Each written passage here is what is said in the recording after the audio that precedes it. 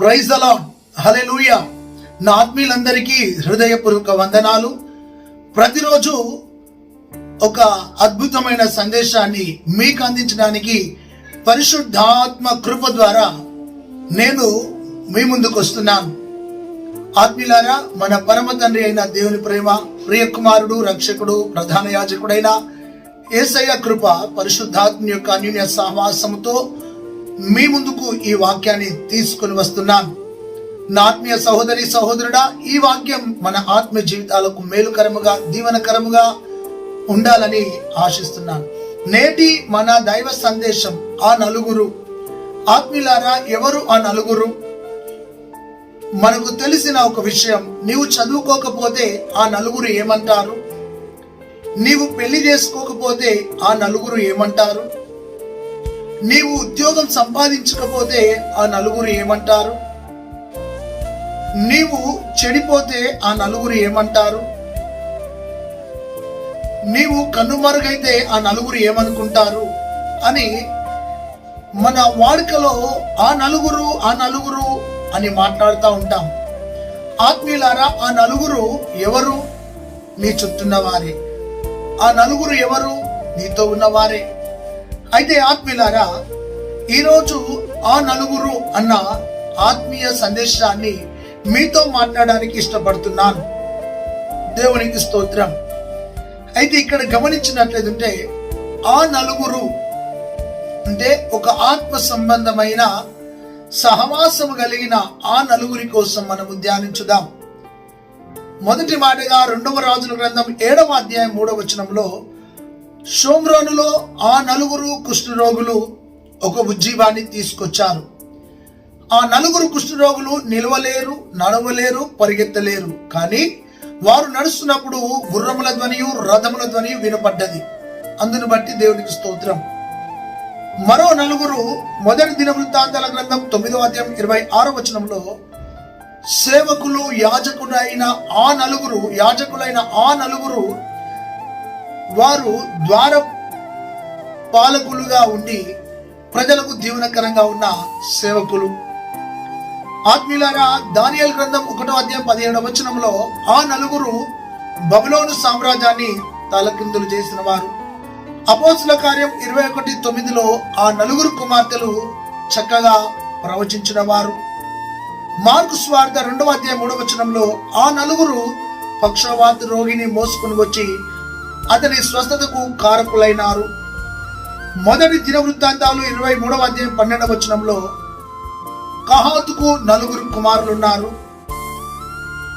అపోస్తుల కార్యం 21వ అధ్యాయము 23వ వచనంలో మ్రొక్కుకున్న ఆ నలుగురు అని వాక్యం సెలవిస్తుంది. ఆత్మీయులారా, ఈ దినము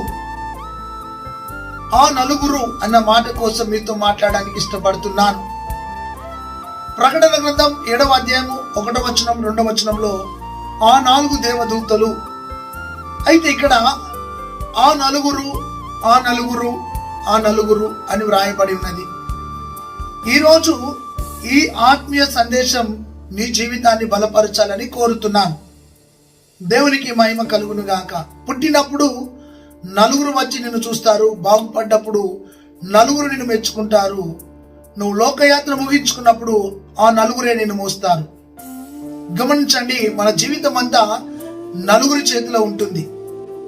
అయితే ఈరోజు ఆత్మ సంబంధమైన ఆ నలుగురి కోసం మనం ధ్యానించుదాం. కహాతు అన్న వ్యక్తికి నలుగురు కుమారులు. ఆత్మీయులారా, ఈ కహాతు ఎవరు? లేవి కుమారుడు. కహాతు అన్న మాటకు సంఘము అని అర్థం, ఎత్తబడుట అని అర్థం, ప్రత్యేకించబడిన వారు అని అర్థం. దేవునికి స్తోత్రం. ఈ కహాతు యొక్క తండ్రి లేవి. లేవి అనగా ప్రతిష్ఠించబడ్డవాడు. దేవునికి మహిమ కలుగును గాక. ఈ లేవి ఎవరయ్యా అంటే యాకోబు కుమారులలో 3వ వ్యక్తి. యాకోబు ఎవరయ్యా అంటే ఇస్సాకు కుమారుడు. ఇస్సాకు ఎవరయ్యా అంటే అబ్రహాము కుమారుడు. నా ఆత్మీయ సహోదరి సహోదరుడా, ఈ లేవి యాజకత్వం చేసిన వాడు. లేవి ఆత్మ సంబంధిగా బ్రతికినవాడు. ఈ లేవి యొక్క మనుమడు కహాతు. అయితే ఈ కహాతు యొక్క కుమారులు నలుగురు. ఆ నలుగురి యొక్క ఆత్మీయ జీవితం, ఆ నలుగురి యొక్క ఆత్మీయ జీవితం, ఆ నలుగురి యొక్క ఆత్మీయ సమర్పణను ధ్యానించుదాం. దేవునికి స్తోత్రం. కహాతు అన్న మాటకు సంఘము అనే అర్థమని మీతో నేను మాట్లాడుతున్నాను. అయితే ఆ కహాతుకు అమ్రాము, ఇస్హారు, హెబ్రోను, ఉజ్జియేలు ఈ నలుగురు పుట్టినారు.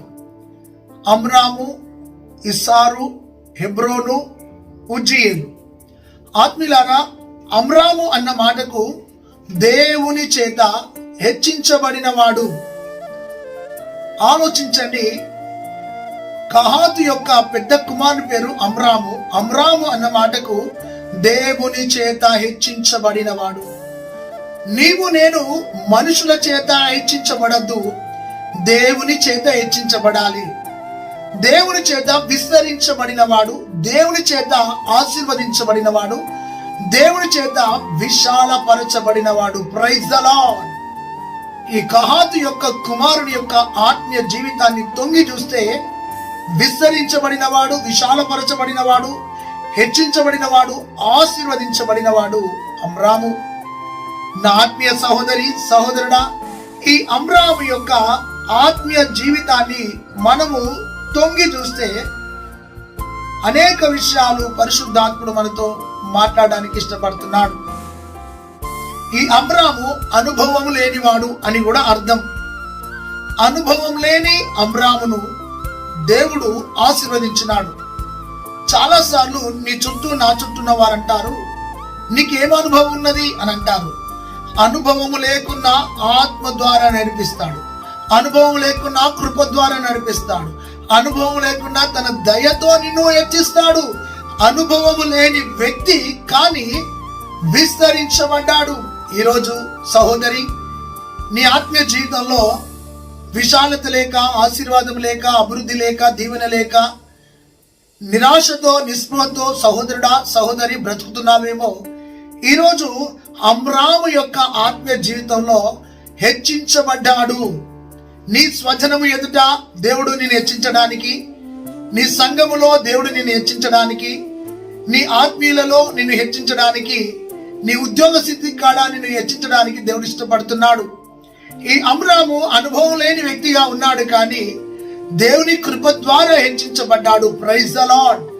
దేవుని కృప ఎవరినైతే ఆవరిస్తుందో వారు హెచ్చించబడతారు. యోసేపు చిన్నవాడే హెచ్చించబడ్డాడు, దావీదు చిన్నవాడే హెచ్చించబడ్డాడు. ఈరోజు నువ్వు చిన్నగా ఉన్నావేమో, కొద్దిగా ఉన్నావేమో, బలహీనుడిగా ఉన్నావేమో. అయితే దేవుడు నిన్ను హెచ్చించడానికి ఇష్టపడుతున్నాడు. దేవునికి స్తోత్రం. ఈ అమ్రాము యొక్క ఆత్మీయ జీవితంలో 5 అనుభవాలను మనము ధ్యానించుదాం. అమ్రాము మరో తరాన్ని దేవుని కోసం తయారు చేశాడు. నీవు నేను ఈ భూమి మీద ఉన్నప్పుడే, బ్రతికి ఉన్నప్పుడే, పట్ట కట్టినప్పుడే, బలం ఉన్నప్పుడే, మనలో శక్తి ఉన్నప్పుడే, మనలో జీవం ఉన్నప్పుడే, మనలో ఆత్మీయత ఉన్నప్పుడే, వాక్యం ఉన్నప్పుడే, అభిషేకం ఉన్నప్పుడే మనము మరో తరాన్ని తయారు చేద్దాం. నీ వలె మరొక వ్యక్తిని తయారు చేద్దాం. నీలో అభిషేకం ఉందా? అభిషేకం గలవాన్ని తయారు చేయి. అబ్రాహాము తన కుటుంబాన్ని దేవుని కోసం తయారు చేసినాడు. దేవునికి మహిమ కలుగును గాక. నిర్గమకాండం 6వ అధ్యాయము 18వ వచనం 20వ వచనంలో ఈ యొక్క అబ్రాహాము మరో తరాన్ని దేవునికి ఇచ్చిన వాడు. హల్లెలూయా. 135 సంవత్సరాలు బ్రతికినాడు.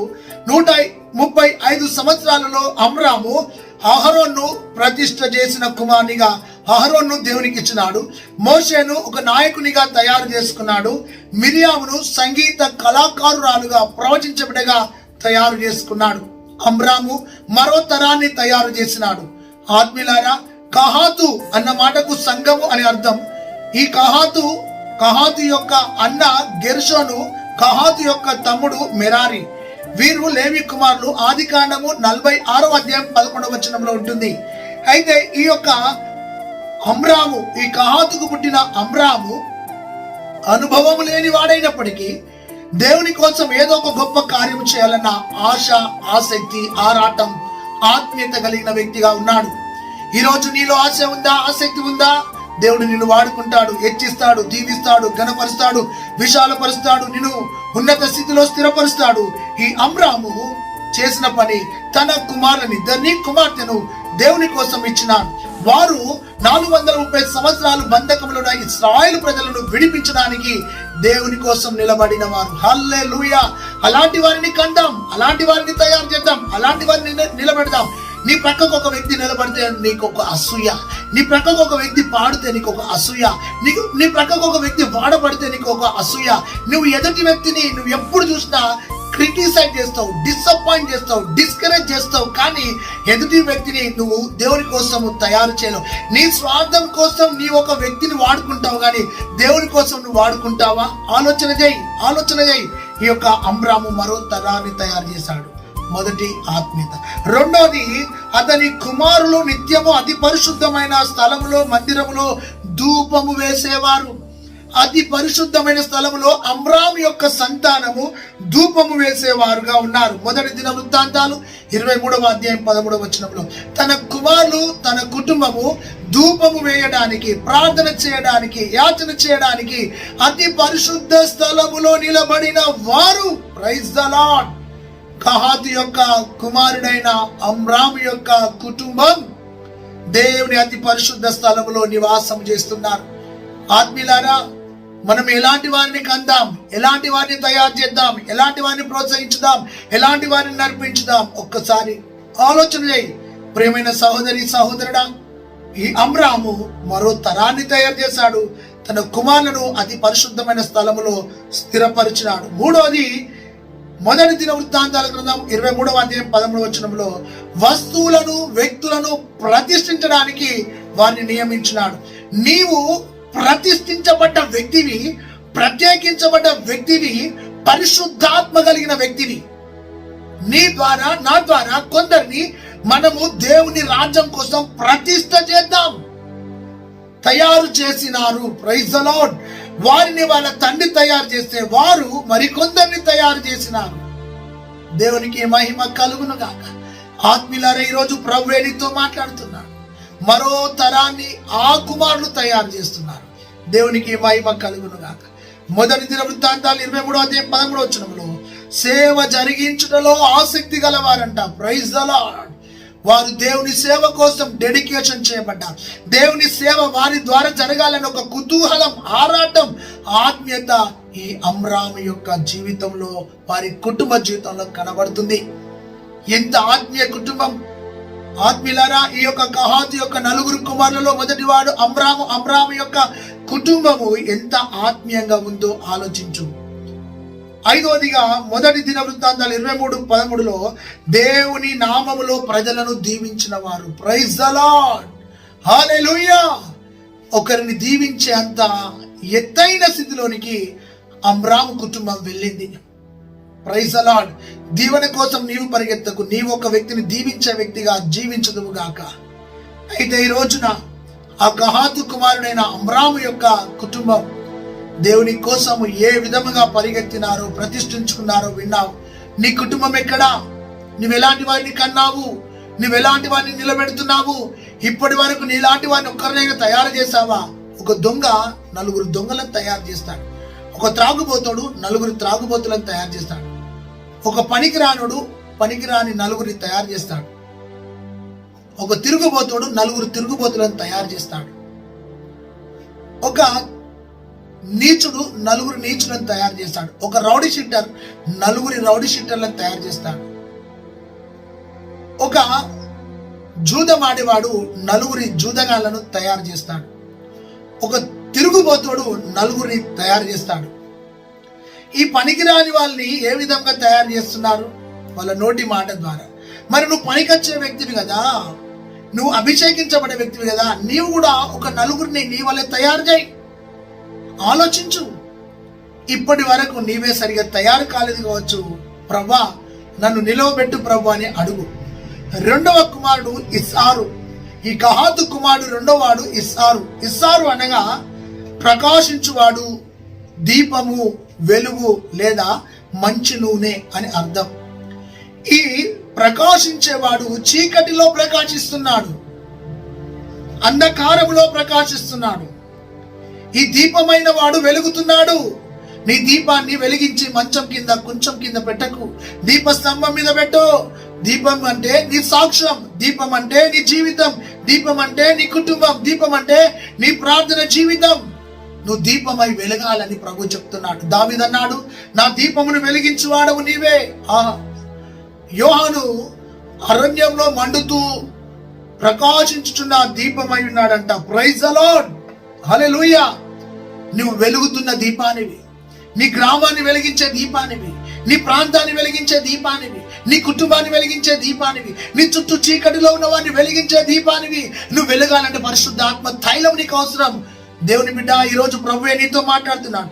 ఇస్సారు నూనె లాంటి వాడు అంటే ఆత్మీయులారా అభిషేకం గలవాడు. ఈ ఇస్సారు వెలుగైన వాడు, ప్రకాశించేవాడు, దీపమైన వాడు. ఎంత చక్కగా దేవుని కోసం ప్రకాశిస్తున్నాడు. ఈ రోజున నీ ఆత్మీయ జీవితంలో నువ్వు ప్రకాశిస్తున్నావా? ఆలోచించు. నువ్వు వెలుగుతున్నావా? ఆరిపోతున్నావా? నీ వెలుగు ప్రకాశిస్తుందా? ఒకవేళ నువ్వు మంచం కింద కొంచెం కింద ఉన్నావేమో, ఈరోజు బయటికి రా. ప్రభా, నన్ను వెలిగించయ్యా, నేను వెలగాలయ్యా, నాయనా నేను ఆరిపోతున్నానయ్యా, చల్లారిపోతున్నానయ్యా, తైలము లేదయ్యా. ఇస్సారు వలె చీకటిలో ఉన్న ప్రజల కోసం నేను వెలగాలయ్యా, నీ కోసం నన్ను వెలిగించయ్యా అని నీ జీవితాన్ని దేవునికి ప్రతిష్ఠ చేసుకో.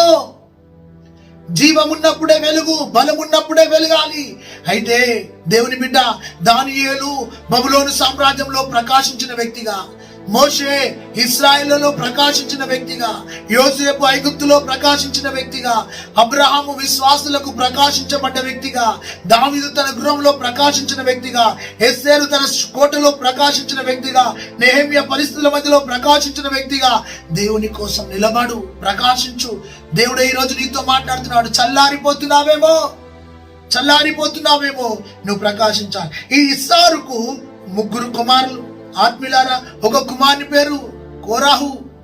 పాటలు పాడి ఆరాధించేవాడు, దేవుని గణపరిచేవాడు, తంబురాల సితారాలతో నాట్యం ఆడేవాడు. కోరాహు కుమారులు రాసిన కీర్తనలు చాలా మధురం. యెహోవా నీ మందిరం ఆవరణములో చూడవలనే నా ప్రాణము నా శరీరము ఆనందముతో కేకలు వేయించున్నది, గంతులు వేయించున్నది, నాట్యం ఆడుతున్నది అంటున్నారు. దేవుని మందిరంలో ఒక దినము గడుపుట 1000 దినముల కంటే శ్రేష్టము. భక్తిహీనుల గుడారంలో ఉండుట కంటే యెహోవా నీ మందిరంలో నివసించుట ఎంతో ఇష్టమన్నారు. ఈ కోరహు ఇస్సారు కుమారుడు అనేక కీర్తనలు రాసినాడు. తన యొక్క ఈ ఇస్సారు యొక్క 2వ కుమారుడు నెపెగు అనగా చిగురు. ఆత్మీయులారా, ఈ చిగురు దేనికి సాదృశ్యం తెలుసా? క్రీస్తు యేసుకు సాదృశ్యం. అహరోను కర్ర చిగురించింది. దేవునికి స్తోత్రం. ఈ చిగురు ప్రభు అయిన యేసుకు సాదృశ్యం. ఈ చిగురు నజరేయుడైన యేసయ్యకు సాదృశ్యం.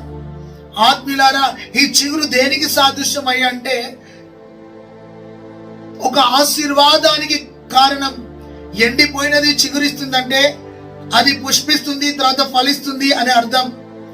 అయితే ఇతడు చిగురుగా ఉన్నాడు. ఎవరు? ఇస్సారు యొక్క 2వ కుమారుడు నెపెగు. 3వ కుమారుడు జిక్రీ అనగా దేవుని జ్ఞానము గలవాడు అని అర్థం, లేదా దేవుని చేత జ్ఞాపకము చేసుకోనబడిన వాడు. Praise the lord. దేవుడు నిన్ను జ్ఞాపకం చేసుకుంటాడని ఇస్సారు 3 కుమారులను గాని కోరహు దేవుని కోసం ఆరాధికుడు. దేవునికి స్తోత్రం. నెపెగు చిగురుగా, ఆశీర్వాద కారకుడిగా.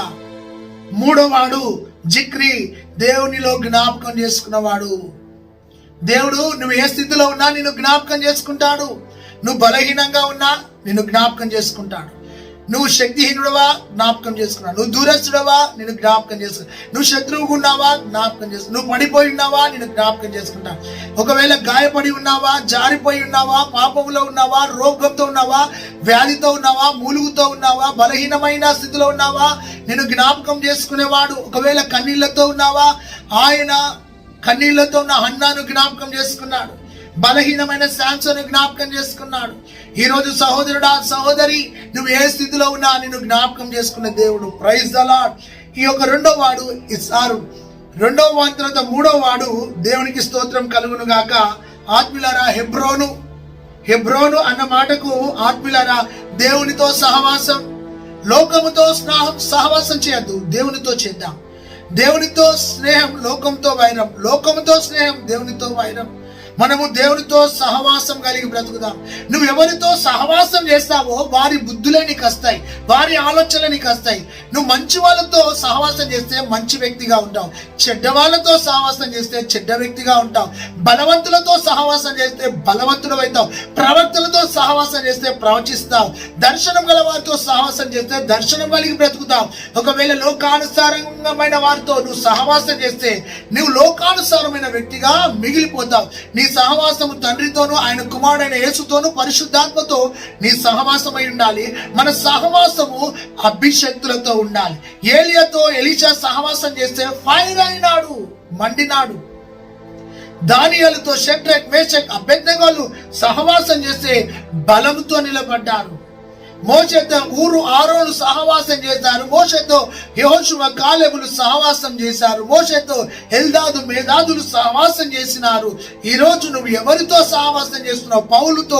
పౌలుతో శీలా, తిమోతి సహవాసం చేశాడు. దేవునికి స్తోత్రం కలుగును గాక.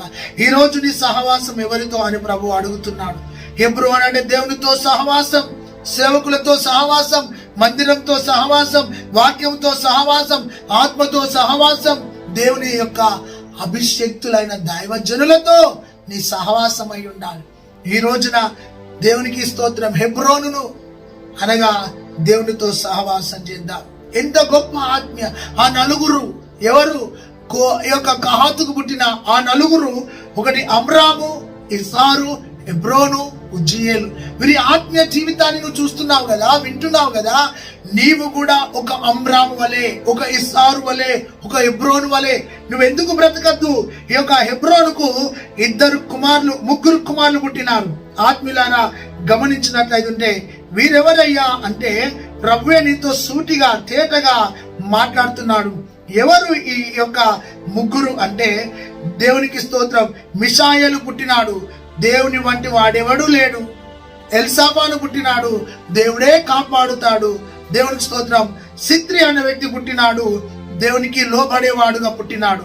అయితే వీళ్ళందరూ ఆత్మీయంగా, ఈ సిత్రి అన్న మాటకు దేవుడే దాగుచోటు అని అర్థం.